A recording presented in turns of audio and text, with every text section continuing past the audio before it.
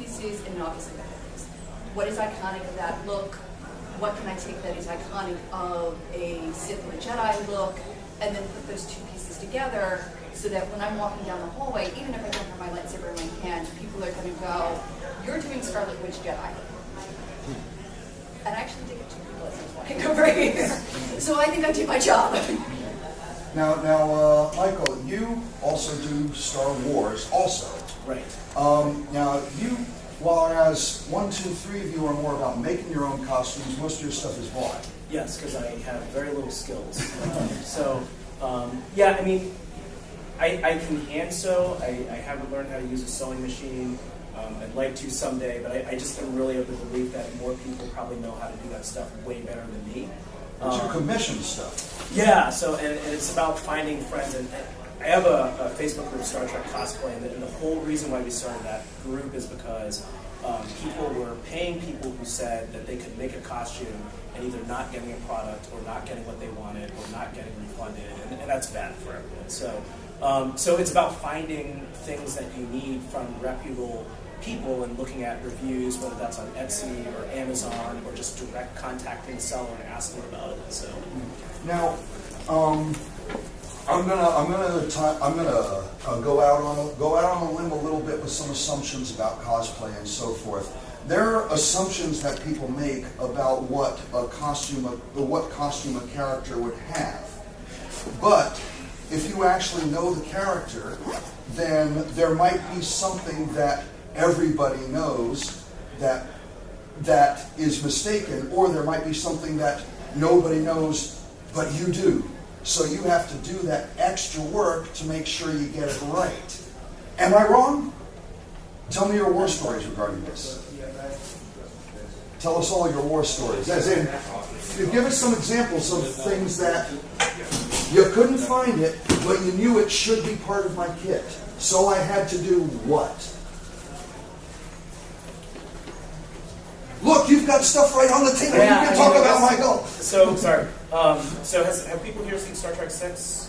Undiscovered Country, and in the beginning, Captain Sulu is on the Excelsior, and a coffee cup crashes to the ground. So that's plastic cups. yeah, no, I've made it con safe. Although you do need to move through a crowded convention floor, saying that you have hot coffee. I tried it. People get out of the way. So that was something that I literally. This is plastic. This is all plastic, and I made this decal on a printer.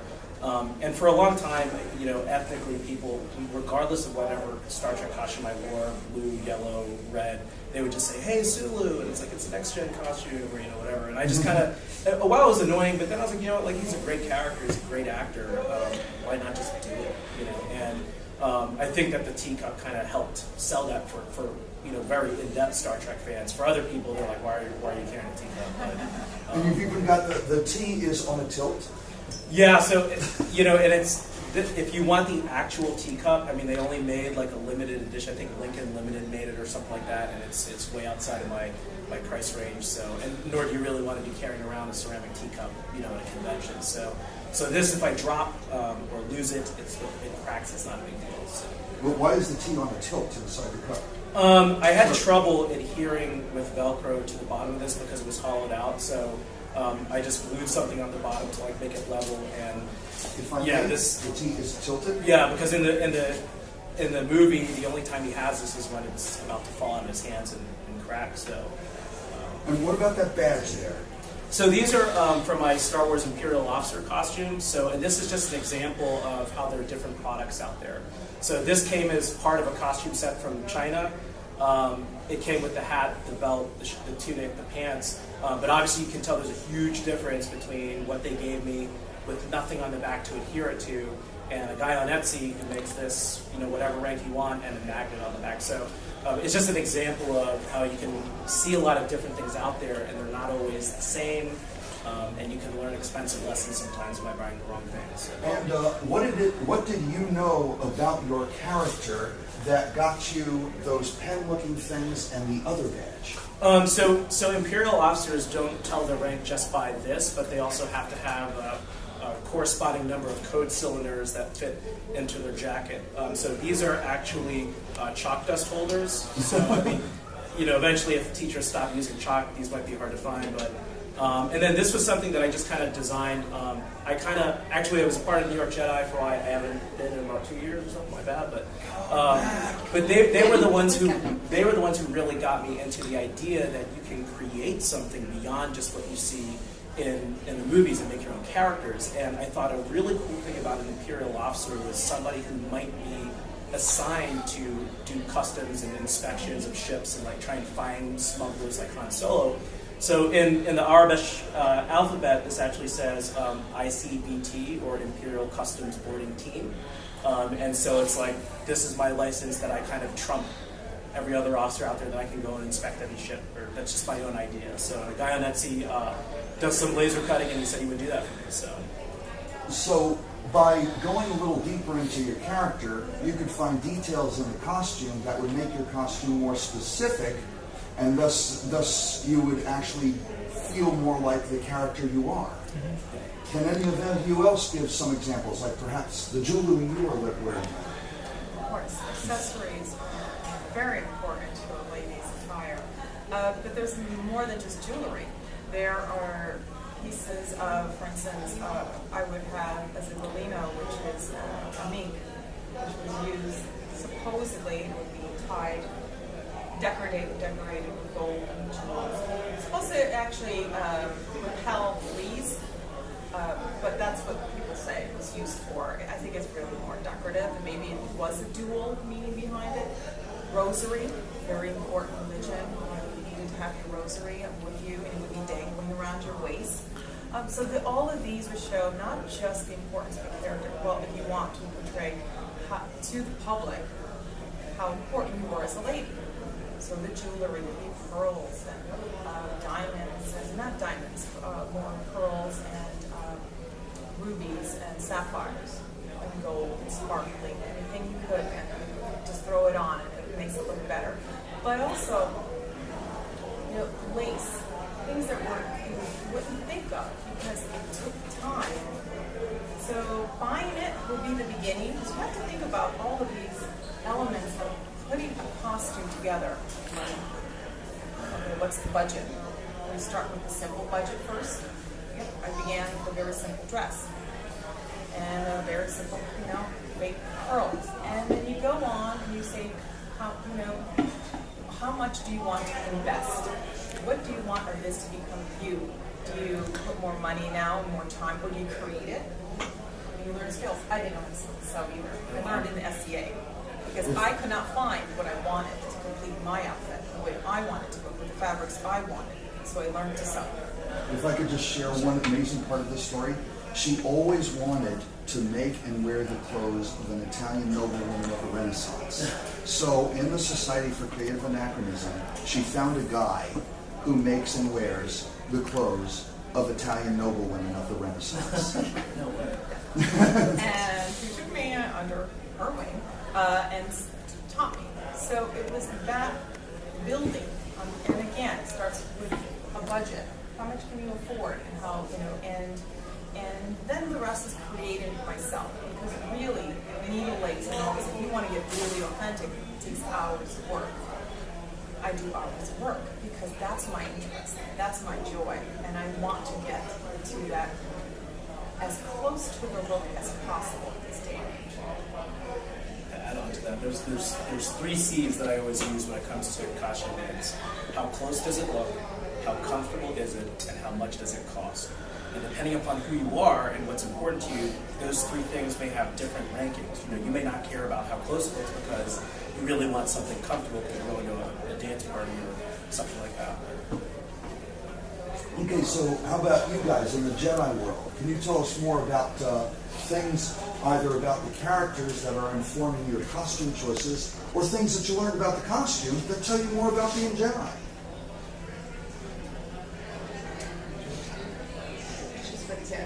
We mentioned the tactics before, but you know, one of those things that becomes a learning experience if you are wearing a costume that has tabards on them, and I have costumes, other costumes that have tabards on them as well. How do I teach them? probably when I attach the ribbon to not look like I just slapped something on here, and now you can see I slapped something on underneath that is, you know, very obvious. Little things like belts. Case in point, the belt that we see in the prequels is a wide leather band with a thin leather band on top of it. And it connects very weirdly in the back. You need someone to help you put it on. My husband has to help me put my belt on. I did it once. It was a 20-minute process, and I was sweating half to death by the time I was done. And it wasn't quite sitting right. It's very uncomfortable to wear. There's this thing in the back that if you lean like up against the seat, it digs right into your spine. Do I want to perform with something like that on? Do I want to be spending an entire day at a con with something like that on? I'm doing Rebel Legion. Sure, okay, I will wear the accurate belt. Wait, quick question. By accurate, are you meaning is that how they constructed it for the movies, or is That that is the way? exactly how they constructed it for the movies. Okay, and that was for the purpose of having a costume that worked on camera, as opposed to Not necessarily. in real life. Okay. So it looks great. It is not comfortable. Well, that's a big difference between the prequels and the originals. The prequels, they had, you know, $1 billion to make the movie, and it was, all right, what looks good? Can we trim that down a little bit? It has nothing to do with functionality. On a traditional Jedi belt, you watch the Jedi in the movies have these pouches on their belts, and pouches are only about yay by yay. You can't fit anything in those. And they're made out of resin. If you want to go to a con with those pouches on your belt, you're going to have to put your cell phone in your wallet and your backpack. It's just not functional. Cassettes? Audio cassettes? Those were really good. Not even that? No, like Micro cassettes? if you had like a late 90s Nokia flip phone, you'd probably slide it down in Some of there. them might fit it. Yeah, Some of them. that's about it. Money clips. Maybe. Depends how much money you get in there. I mean, Jedi supposedly don't have pockets. And So- pouches. Yeah. You know, tiny little pouches, no pockets. Did they open up into an alternate dimension where things are smaller or something? No, they just, you will let me on board for free. You So will fit into my pouch. maybe they do retinal scans. It's like, okay, I have credits in my bank account, do a retinal scan, and I don't have to pull credits out of my bank account. I don't know. So when you're creating your own persona, your own look for your costume, maybe you're going to go with a slightly bigger pouch that has more space and can fit your wallet or your phone or your car keys or whatever you may need to have with you on that particular day. Or maybe, you know, one does get hungry. The belts, again, you might look for inspiration in A New Hope. Obi-Wan's belt is different. It is not the same belt as the prequels. Maybe I'm going to use that belt for my costume as inspiration. Or you find something that has a similar look. Like, for instance, I have a belt that has the thinner belt on top of a thicker belt. It doesn't have the big bulky thing in the back. It's not exactly the way it is, but I'm also doing a mashup costume, and I believe Scarlet Witch would be far more preferable for this belt than the other. So, regarding Jedi and their outfits, do Jedi dress like Tatooine dirt farmers, or do Tatooine dirt farmers dress like Jedi? In canon, the explanation is that Jedi are supposed to look like poor travelers. Like, just, you know, the guys that you'd see wandering the road in a Robin Hood movie. They are the Star Wars universe equivalent of dressing like that. Realistically, what happened was that they dressed Uncle Owen and Crazy Ben Kenobi in the same outfit because that was just going to be Tatooine garb. And then later when they went to dress Yoda, they're like, well, just put him in what Ben wore. And that became the Jedi outfit. So in universe, there is an explanation for why poor Uncle Owen and Obi-Wan Kenobi are dressed very similar. Realistically, that's not. Okay, so then does researching what those Tatooine costumes and then what was later interpreted into poor traveler costumes tell you anything about the life of a Jedi? Oh, yeah. I mean, one of the Jedi path is not a book about costuming, but it informs so much and ties into everything, which actually created the question of the tabards, because we're all just like, well, it's not supposed to matter, they just have these stupid tabards on them. They don't fall off because of the movie magic. But then, if you look at Jedi Path, it raises the question of, the Jedi owns one set of clothes, and they care for it, they put it all on themselves, they don't have dressers. How the heck do you do that? I've got to get a team. If I'm in like full garb, I've got a version of the costume, then I've got pauldrons, and I've got bracers, and how the hell am I getting into that on my own? And the answer is I'm not. So... Use the Force to get it on your body. Well, that was what we thought for a long time, was the answer. Yeah, you set up the costume so you can just go. So when you start when you start trying to put together the costume, it creates lots of questions, and it makes you go looking for the answers to that. Why am I wearing this? Why am I wearing that? And sometimes you will find that they have given you answers to that. Like, okay, well, why do the Jedi have these little shiny things on their belts? If they're wearing the traditional Jedi belt with the little, what looks like pen caps, those are food capsules. Okay, so maybe if I want to do a Jedi that's gone off for a while, I've got to have a lot of those. Or maybe, you know, I'm hanging around the temple, I don't need any of those. I can leave those at home and not worry about them falling off, you know, my belt. But you start to find answers, and sometimes you don't, in which case you've got to make it up. Why do I have this? What does that tell me? If I go, man, I saw a picture of a concept art from a game, and the Jedi have these big metal shoulder pauldrons. That's awesome. All right, why would he have those? And what was the answer? They didn't have one. Oftentimes, one of the things in the EU is, much like when they design the expanded universe, which is now Legends. So any video game you've played, any comic book you've read, probably doesn't count anymore. Especially not Marvel in the 70s. Especially not Marvel. Oh, wow! They did put Jackson on an alternate variant cover. Jackson. The Big Green Rabbit. Jackson was the Green Rabbit. Big Green Rabbit. Yes. There was a Big Green Rabbit in Star Wars before the Howard the Duck movie made all of that not cool. But what you find is that a lot of stuff that came out of comic books, whether it's the 70s Marvel, whether it's the 90s, 2000s Dark Horse, they did what comic book artists do, especially in the 90s, and they just drew up something that they thought looked really cool. There is no rhyme, no reason to how any of it fits together. Big shoulders, utility belts. And they did that on some Jedi characters. So you have to look at it and go, what's the functionality of that? How in God's name could that possibly attach? And sometimes, like with the tabards, you happen to have a friend who has special access to the Star Wars exhibit.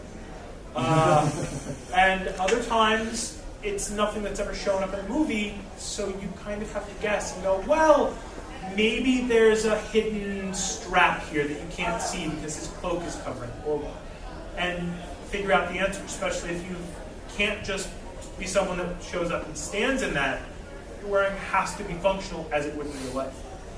And then there are just those things where there is a element to it that you'd think would be stupid easy to find.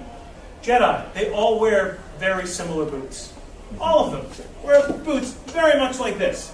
Some of them have an extra little piece in the front that hangs down, some of them have some straps, but they're all very similar cuts to boots, and you're like, man, that is your generic boot. Try finding that. You go, all right, I'll go into DSW. Nope. Famous footwear? Nope. All right, well, let me check. No. I had to find some like Civil War reenactment websites that had boots. And the funny thing is, once I found those boots, the Jedi boots, like people in our group, people in like Empire Saber Guild, who were like, where did you get those? Oh, it was here. Suddenly that website has a rush on boots because one person found something that looks right, and everybody goes, let me grab that. And that can happen. That's a pain in the butt, especially like if you've got big feet or little feet, everyone's buying it up. Women, you have wide calves. Trying to find riding boots that are fit, not only they say they're wide calf, but actually fit a calf that is more than about that big. can be a very interesting experience. Oh, it says it's for wide, people with muscular calves. Okay, this is great. I can't say that. Oh, that was also another thing, trying to find boots that Aayla Secura has zippers on her boots, but a lot of the other Jedi do not. Trying to find women's riding boots without zippers. Well, one of the advantages that we have over, say, dressing like Sulu or trying to recreate, a very specific Renaissance look, is that because we're not very specific characters from movies, we can fudge things a little more. And I mentioned this earlier of looking and going, well, this one character had these boots, and this one character had this belt. It's all in universe, it all still fits the general look. We can fudge that. One of the advantages that we just found, who here is in the city, or who here loves Star Wars? Yay! Dude, seriously? I like it. Okay, raise your hand. Okay. Discovery Times Square's got a great Star Wars costuming exhibit going on right now. It's beautiful. You can get lost in there. One of the awesome things is you can go in and look at all of the different styles of things and go, wow, that TIE fighter pilot, he's just wearing basic engineer's boots. Oh wow, look at that Naboo pilot. I've seen those boots at DSW and they just glued a little leather piece to the side to disguise it. So when you can open that door a little bit to going, I'm not specifically going to be Obi-Wan Kenobi, you have a little bit more fudge room, but that only stretches so far. And it should really be used when, wow, I can't find any, the Civil War boots, they're completely sold out. What do I do? Well, Jango Fett had very short boots, but armor pieces that went up. Okay, well, I can tie that into this other Jedi look that I've seen. And you can buy a little bit of fudge room that way, but you still have to be very good about seeing what makes that piece work. Like, if I got a pair of short boots and just wore some shin pads that I bought at Sports Authority, that's not going to work. Well, SCA is very great, I No. apologize, at fudging. Because basically it is, because it's about, not everyone is authentic and period. And it's kind of the 5-foot rule. So it kind of looks good from afar. It's got the look, the overall aspects of it. And you can tell this person is a Viking. You can tell this person is dressed in Tudor. But then again, there's, if you got plastic lace, when you get a little closer, But then again, it's about, what are you looking for? Do you want to be period? Do you need to be? Is this what is of interest to you? Is this what makes you have fun? Because it has to be fun. I mean, if I'm doing this to be stressed out, then I've lost touch with what's important. If I'm taken out alone, or if I'm not paying an electric bill because I really want that belt, then you got to kind of take on the things that perspective. It's period to sew in the dark. Well, That's why God makes sorry. things. So yeah, if we take that, all of that is a part of the SCA, a huge component. I've seen many synthetic fabrics in this. Where are you in the game? How important? What do you want this to be for you? You walk out of there wearing just the basic polyester, white fabric, whatever. You made it.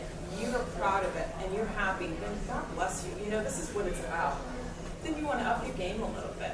Do you want to do a little bit more? What is the force behind it? And there is, I think. The force, you say? Yes, I do. It's always with us, all through time. Where are you? Where are you going with this, and how much of energy and time do you want to put in? And then why are you doing it at this point? Because it really, you're in a group, and I wanted to ask the panel this, are you critiqued then by others who are very detail-oriented, who say, well, yeah, but the color is off just a little bit. It should have been a little bit more brighter yellow or something, Where do you get, and then how do you deal with that aspect? Because that's an interesting way to go. There's so many, especially Star Wars groups, that no group has ever happened with any other group's costumes. And a great example of this is, so we're New York Jedi. We do everything from the very canon costumes up to Scarlet Witch Jedi. The table next to us is Empire Saber Guild. They are very prequel oriented. Across from them is Rebel Legion. Now, Rebel Legion is everything from the prequels to the new movies, comics, all of that. Now, Saber Guild and Rebel Legion have their own costuming standards that are all based off the movies. Saber Guild may have a rule that says, you're a Jedi, you have pouches, great. Rebel Legion may go, you need to have between 4 and 8 food pellets on your belt. So, and their basis for that is, well, someone watched episode 3 and paused every time a Jedi was on. And there are people who will get that crazy about detail, and that's great. You know what? If you want to wear that costume, you want to know in your heart of hearts, this is exactly what Ewan McGregor was wearing, more power to you. I will salute you for that. But I think a lot of us, some of the ground rules is, what is the minimum requirement for the costume? Like, your minimum requirement for a Jedi, you have to have your cabbage, you have to have your tunic, whatever. And then there's the maximum, Ewan McGregor looks at it and goes, you stole that out of my closet look. And I think everyone really, despite the critique that you might get, someone might come to you and go, your striking hinge is about 2 millimeters too big. As long as your fellow geeks, no matter what the genre, or your fellow con-goers look at you and go, you're Sulu, that's awesome. You're a Jedi, that's awesome. You're Jedi Scarlet Witch, that's so cool. Can I get a picture? You be happy. You be as happy with that as you want to be. If you want to be that extreme end, go for it. Everyone will be behind you doing that. If you want to be look like a Jedi, forget that I'm a Jedi. People will be with you on that too. You just need to let people know where in the spectrum you're happening. The difference in NCAP, we definitely have very oriented and so very critical. Guard Gestapo. But we're not groups. For instance, you have individuals who might want to do this, versus, for instance, I have a group of Italian Renaissance Florentine women we are friends when you see it. A variety of outfits. Maybe fond of somebody Italian because I can learn, because there's some interest, but there's not, for instance, a division. Somebody from 14th century will come up to you and say, well, your eyelets should have been a little bit closer, or whatever. And you're like, really? Yeah, there are always the people who get hyper, picky on costumes. And, I've always been of the mind, and I think a lot of people are that, you have to have some form of standards that you're not coming in a t-shirt that is printed with this dress on and going, look, I'm in guard. Wait. Oh, in almost every random collection of a certain number of con-goers, you'll find one person in a t-shirt printed with their favorite superhero. So I guess the group has to be just a little bit longer. I mean, not just the logo.